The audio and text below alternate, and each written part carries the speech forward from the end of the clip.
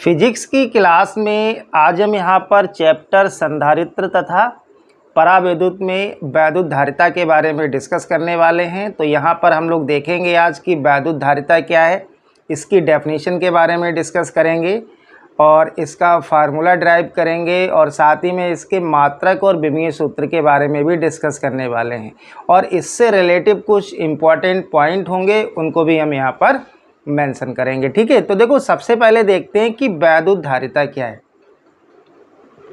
तो यहाँ पर हमने मेंशन किया है कि किसी चालक की धारिता किसी चालक को दिए गए आवेश एवं चालक के विभव में होने वाली वृद्धि के अनुपात को कहते हैं।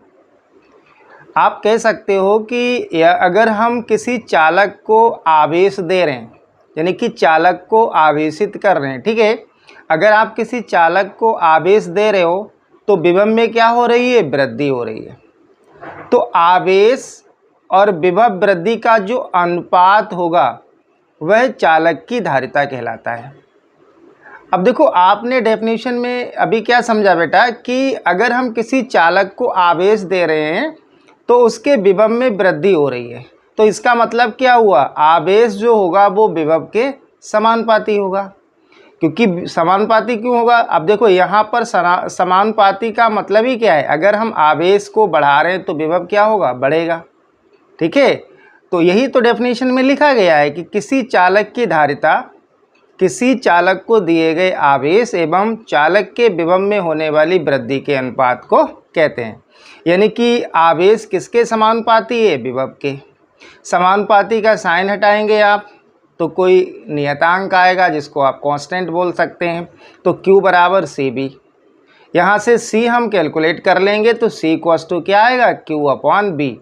Q क्या है, आवेश है, B क्या है, विभव है। और डेफिनेशन में आपने यही लिखा कि किसी चालक की धारिता किसी चालक को दिए गए आवेश यानी कि Q और चालक के विभव में होने वाली वृद्धि B के अनुपात को क्या कहते हैं, धारिता कहते हैं या वैद्युत धारिता कहते हैं। तो यहाँ पर जो C है ये क्या होगा, आप यहाँ पर लिख सकते हो, जहाँ C चालक की धारिता है, चालक की धारिता है। C क्या है बेटा, चालक की धारिता है। ठीक है, अब देखो यहाँ पर इसके मात्रक के बारे में अगर डिस्कस करें तो मात्रक क्या होगा,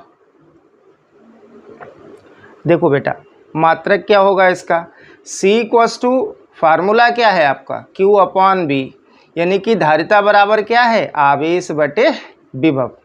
सही है, तो आवेश का मात्रक क्या होता है, कूलाम होता है। क्या होता है, कूलाम होता है।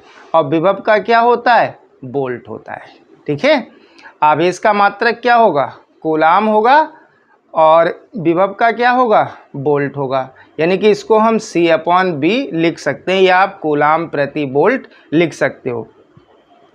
और इस कूलाम प्रति वोल्ट को ही आप क्या बोलोगे, इसको बोलते हैं फैरेड। आप एक ध्यान रखना क्योंकि आवेश का एक और मात्रक होता है फैरेड। ठीक है, तो समझ में आ रहा होगा आपको कि मात्रक क्या होगा इसका, कूलाम प्रति वोल्ट या फैरेड।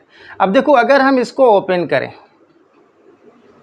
B यहाँ पर क्या है, विभव है और विभव का आपको एक फार्मूला हमने बताया था, V इक्वल्स टू क्या होता है, W अपॉन Q0।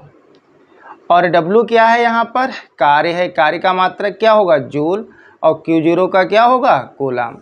तो हम विभव के स्थान पर क्या पुट कर सकते हैं, हम पुट कर सकते हैं, देखो ये तो ऊपर कूलाम ही रहेगा और विभव के स्थान पर क्या रख सकते हैं आपको, जूल, और इसके बटे में कूलाम आएगा तो कूलाम को हम ऊपर लिख सकते हैं। तो देखो इसका एक और मात्रक आ जाएगा, कूलाम स्क्वायर पर जूल। ठीक है, अगर हम जूल किसका मात्रक है, कार्य का मात्रक है और कार्य बराबर क्या होता है, बल इंटू विस्थापन। बल का मात्रक क्या होगा, न्यूटन, और विस्थापन का मीटर। तो जहाँ पर आपको जूल दिख रहा है यहाँ पर हम क्या रख सकते हैं, यहाँ पर रख सकते हैं न्यूटन मीटर। यानी कि यहाँ से वैद्युत धारिता का आपको एक और मात्रक मिल जाएगा, कूलाम स्क्वायर पर न्यूटन मीटर।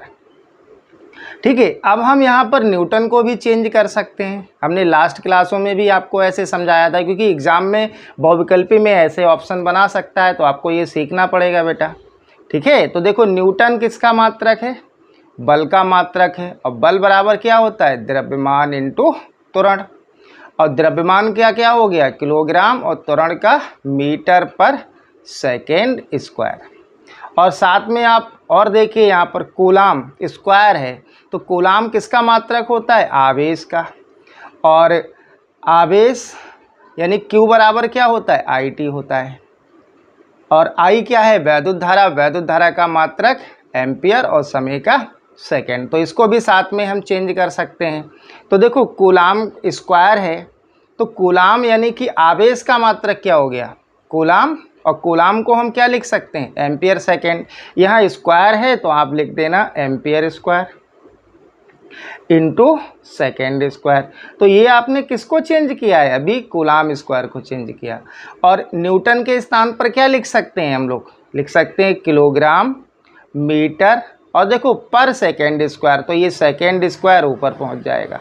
ठीक है, और इंटू में क्या है? देखो यहाँ पर किलोग्राम मीटर पर सेकेंड स्क्वायर हो गया। ये तो हमने न्यूटन को चेंज करके रख दिया, किलोग्राम मीटर पर सेकेंड स्क्वायर, तो सेकेंड स्क्वायर ऊपर पहुंच जाएगा। और देखो इंटू में क्या है बेटा? मीटर। तो आप इसको क्या लिख सकते हैं? इसको आप लिख सकते हैं एम्पियर स्क्वायर। देखो सेकेंड स्क्वायर और सेकेंड स्क्वायर क्या हो जाएगा? सेकेंड की पावर 4 और डिवाइडेड बाय किलोग्राम मीटर, और मीटर मीटर स्क्वायर। या हम इसको लिख सकते हैं किलोग्राम ऊपर जाएगा तो ये क्या होगा? किलोग्राम की पावर -1। मीटर ऊपर जाएगा तो मीटर की पावर -2, सेकेंड की पावर 4 और एम्पियर की पावर 2। ठीक है, तो ये भी क्या होगा? वैद्युत धारिता का मात्रक आ जाएगा। ठीक है, अब यहीं से आपसे पूछ सकता है कि इसका विमीय सूत्र बताइए आप। तो देखो विमीय सूत्र हम बहुत आसानी से निकाल सकते हैं।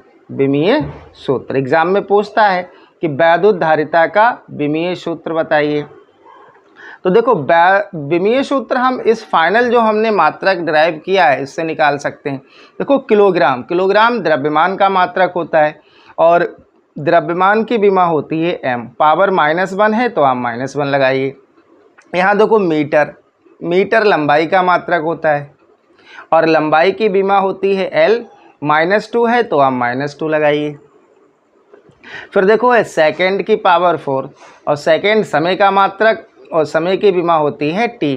पावर क्या है यहाँ पर? 4 है तो आप 4 लगाइए।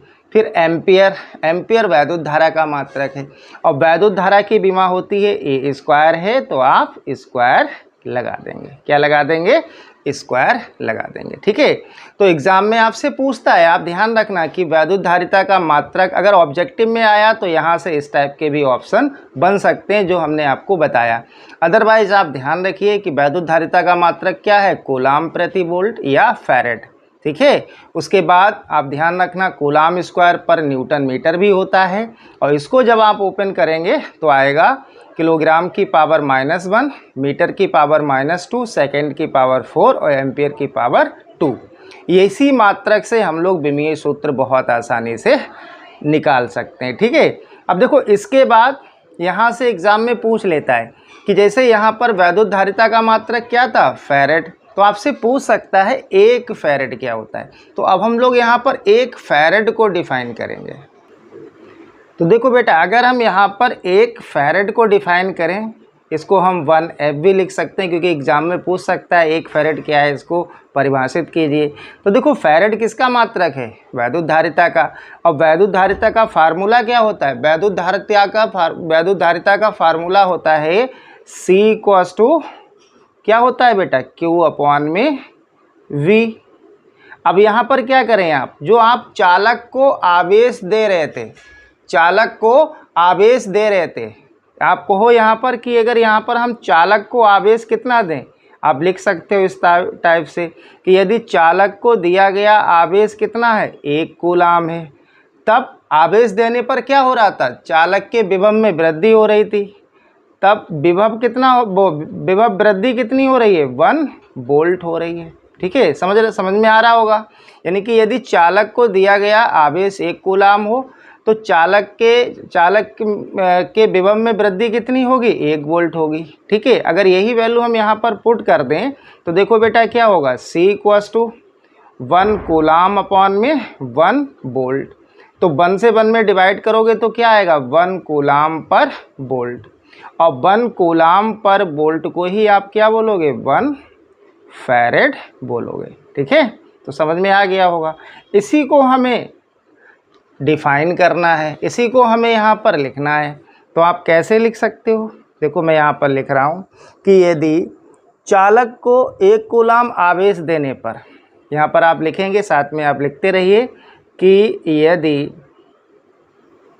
चालक को 1 कूलाम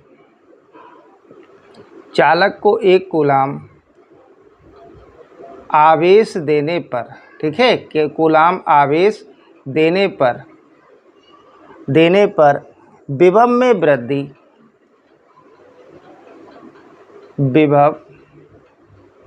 वृद्धि 1 वोल्ट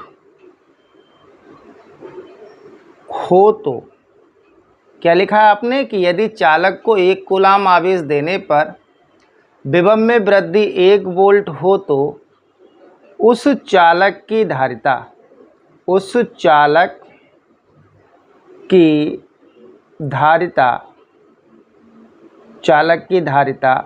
1 फैरेड होगी। कितनी होगी, 1 फैरेड होगी। चालक की धारिता कितनी होगी, 1 फैरेड होगी। तो अगर एग्ज़ाम में आपसे अलग से पूछता है कि 1 फैरेड क्या है, इसको आप समझाइए या डिफ़ाइन कीजिए, तो आप इसको डिफ़ाइन कर सकते हो। ठीक है बेटा। अब देखो यहाँ पर हम आपको कुछ पॉइंट बता रहे हैं जिनका यूज न्यूमेरिकल में बहुत होगा। ठीक है, बहुत ज़्यादा पूछा जाता है। जैसे कुछ वैल्यू है उनको आप याद रखना। जैसे यहाँ पर हम पहला पॉइंट लिख रहे हैं 1 माइक्रो फैरेड, इसको म्यू है, इसको क्या बोलते हैं, 1 म्यू एफ, यानी कि माइक्रो फैरेड। और 1 माइक्रो फैरेड को अगर आपको फैरेड में चेंज करना है तो हम 10⁻⁻6 से मल्टीप्लाई कर देंगे, तो इसको लिखेंगे 1 × 10⁻⁻6 फैरेड।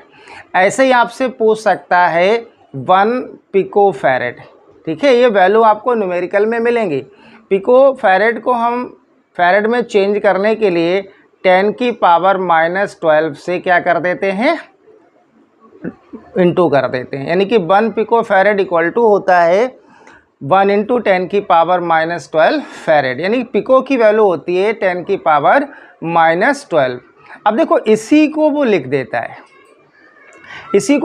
है, कभी कभार न्यूमेरिकल में आप देखेंगे कि 1 म्यू एफ, यानी कि 1 माइक्रो फैरेड। अब देखो 1 माइक्रो की वैल्यू क्या है, 10⁻6, तो दूसरे माइक्रो की वैल्यू क्या होगी, 10⁻6। तो इसका मतलब है इसको भी आप क्या बोल सकते हो, 1 पिको फैरेड। तो इसकी भी वैल्यू क्या होगी, 1 × 10⁻12 फैरेड। ठीक है, तो ये पॉइंट आप ध्यान रखना, ये आपके न्यूमेरिकल के लिए इम्पॉर्टेंट रहेंगे। समझ में आ रहा होगा आपको। ठीक है, अब यहाँ पर आप एक नोट पॉइंट करके लिख लीजिए। ठीक है, मैं लिख दे रहा हूँ, आप लोग लिख लीजिए साथ में। यहाँ पर नोट पॉइंट करके लिखना बेटा, नोट पॉइंट करके लिखिए, क्योंकि ये यहाँ से एग्ज़ाम में ऑब्जेक्टिव या वेरी शॉर्ट में पूछ लिए जाते हैं। लिखो कि किसी चालक का आवेश, किसी चालक का आवेश बढ़ाने पर नहीं दिख रहा होगा, आप लोग देखिएगा कि किसी चालक का आवेश बढ़ाने पर उसकी धारिता